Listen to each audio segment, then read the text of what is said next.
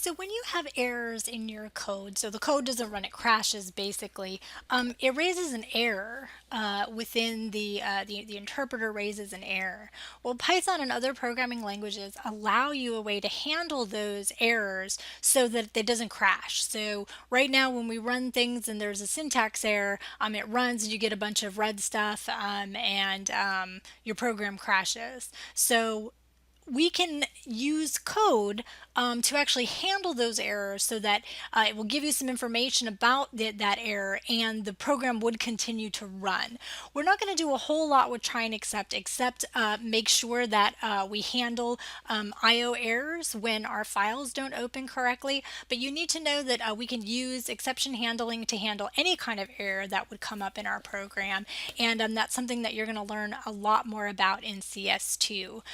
We can handle runtime errors, we can handle value errors, so that's when you're using the wrong data type for something. So exception handling is really, really handy. So in Python, we do exception handling, so we're going to handle our errors using something called try and accept.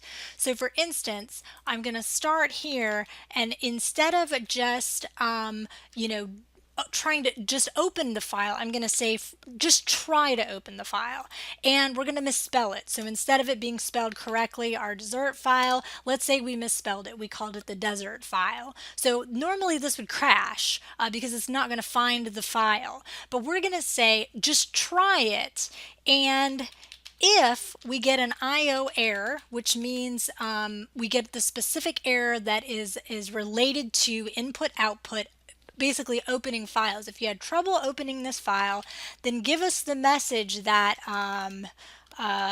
couldn't open file.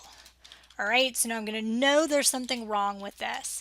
If I get another kind of error, then I'm going to just go ahead and print maybe this is some sort of other error. So now instead of crashing my program, I'm going to get a message. The program's going to run just fine, nothing's going to crash, and I'm going to see what's going on a little bit better. So this handles any other error that's basically not an IO error. So let's run this.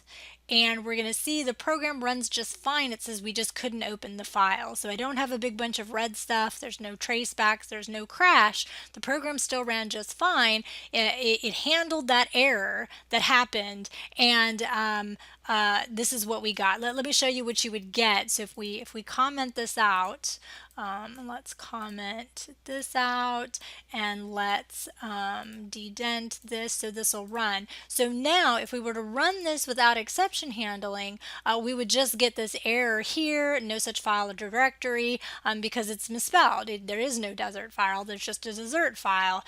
So this, what happens with this, if I take this and I'm going to uncomment this region and indent this correctly, so now this basically handled that error and just gave us the message that we determined ourselves. We know that there's a problem here because we couldn't open the file. If I had a different sort of error, let's see, print x. I haven't defined x, so this is a problem.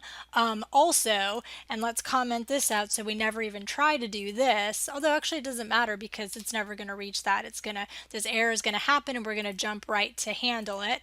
We're going to print there's some sort of other error. So basically it hit this error first, which there is no x, so that's a problem. I'm trying to use an x that doesn't exist, and it wasn't an IO error, so we got the message other error. So then I would know, okay, I've got to fix this, maybe I defined x, maybe I just get rid of that, and now when I run it, we make it to the other error that we couldn't open the file. If this is correct, and this can be opened, then it's going to make it through the code. I'm going to say file.close, and then I'll print no errors, clearly because we made it through the code without any errors. So if I run this, everything ran and there was no errors. So this is sort of a little taste. This is one type of exceptions that we can handle, errors that we can handle. And you can find a lot more about exception handling in the Python documentation. Let me find that and pull that up here. So up here, in the Python documentation, there's a lot more about handling exceptions. You can find, information in your textbook, but you're going to do a lot more with exception handling in CS2. So have fun handling errors.